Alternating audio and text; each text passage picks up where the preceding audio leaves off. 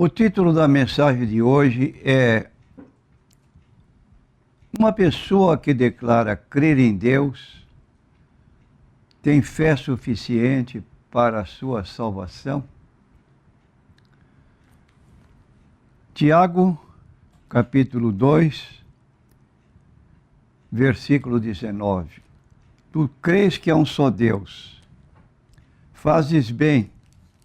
Também os demônios o creem e estremecem. Mas, ó homem vão, queres tu saber que a fé sem as obras é morta?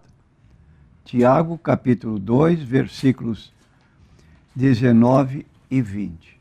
Então, dizemos, à luz da Bíblia Sagrada, que uma pessoa que simplesmente declara, eu também creio em Deus, que esta declaração não é suficiente realmente para a salvação dela. E como acabamos de ler em Tiago capítulo 2, 19 e 20, declara que os demônios também creem em Deus e estremecem, enquanto há seres humanos que, além de não crer em Deus, também zombam de Deus. Então, para que uma pessoa seja real e plenamente salva, é preciso crer nele como aquele que se vestiu de corpo humano, isto é, no Jesus que, sendo Deus, se fez homem. No livro de João, quarto Evangelho, capítulo 1, versículo 14, nós lemos: E o Verbo se fez carne, e habitou entre nós, e vimos a sua glória como a glória do unigênito do Pai, cheio de graça e de verdade. Isto significa que Jesus, sendo Deus, como diz Filipenses capítulo 2, versículo 6, o qual, subsistindo na forma de Deus, não teve por usurpação ser igual a Deus, significando isso que ele não usou de dolo para poder alcançar a posição que ele desfrutava. Ele o era por natureza, mas abdicou dessa condição de viver como Deus e tomou a forma humana, naturalmente sem deixar a sua natureza divina. É como sempre dizemos aqui, para deixar bem claro, Jesus é 100% Deus em sua natureza divina e 100% o homem na sua natureza humana. Então, o unigênito de Deus se fez carne, habitou entre nós, vimos a sua glória como a glória do unigênito do Pai, cheio de graça e de verdade. Isto significa que ele tomou a natureza humana como se fosse um de nós, se identificou assim com a nossa humanidade,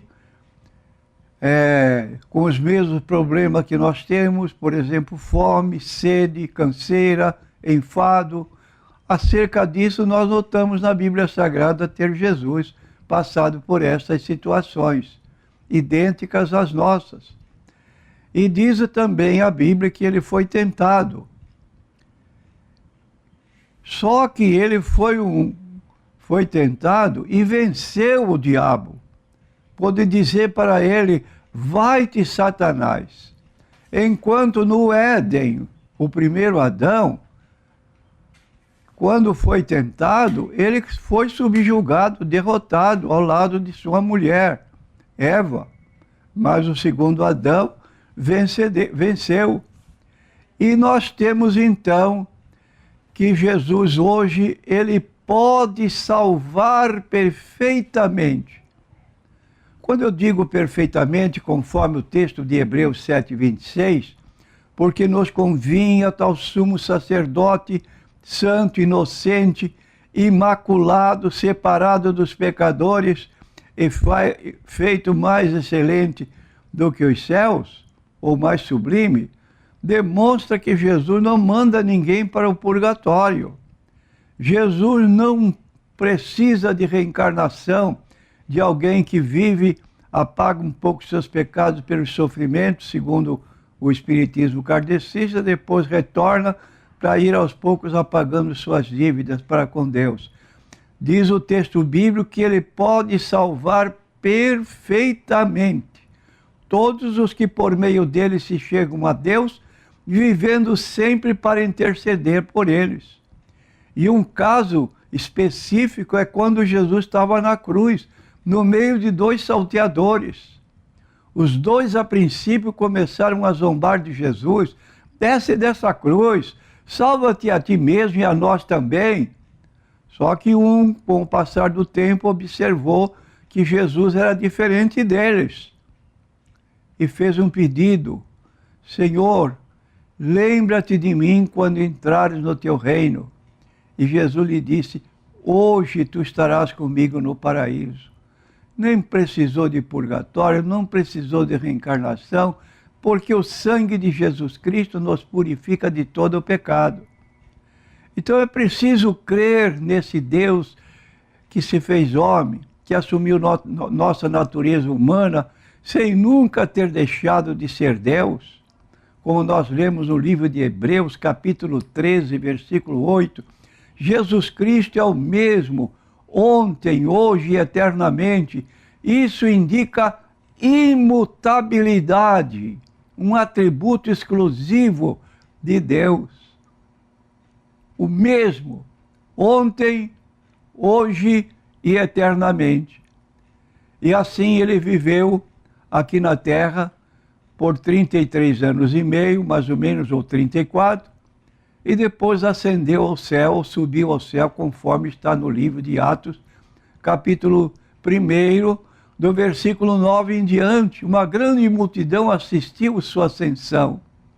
E no final, 2 anjos apareceram e disseram: esse Jesus que dentre vós é retirado para o céu, ele há de vir da mesma maneira que para o céu o viste subir. É o que nós estamos aguardando, porque Jesus também disse: eu voltarei e vos levarei para que estejais na casa de meu Pai.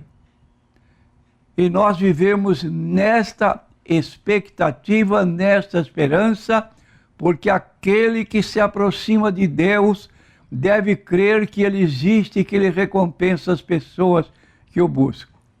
Então, meu prezado ouvinte, como é que está seu relacionamento com Deus? Está bom? Se dá próximo a Ele? Em João 14, 1-3, Jesus declarou: não se turbe o vosso coração, credes em Deus, crede também em mim. Na casa de meu Pai há muitas moradas. Se não fosse assim, eu vou-lhe teria dito: vou preparar-vos lugar, e quando eu for e vos preparar lugar, virei outra vez e vos levarei para mim mesmo, para que onde eu estiver estejais vós também. Mesmo vós sabeis para onde eu vou e conheceis o caminho. Disse-lhe Tomé: Senhor, nós não sabemos para onde vais, e como podemos saber o caminho? Jesus responde para ele: eu sou o caminho e a verdade e a vida. Ninguém vem ao Pai senão por mim. E continuou Jesus: se vós me conhecesseis, também conheceríeis a meu Pai, e já desde agora o conheceis e o tendes visto. Disse-lhe Felipe: Senhor, mostra-nos o Pai, o que nos basta. Disse-lhe Jesus: estou há tanto tempo convosco e não me tendes conhecido, Felipe? Como dizes, mostra-nos o Pai? Não crês tu que eu estou no Pai e o Pai está em mim? As palavras que eu vos digo não as digo de mim mesmo, mas o Pai que está em mim é quem faz as obras.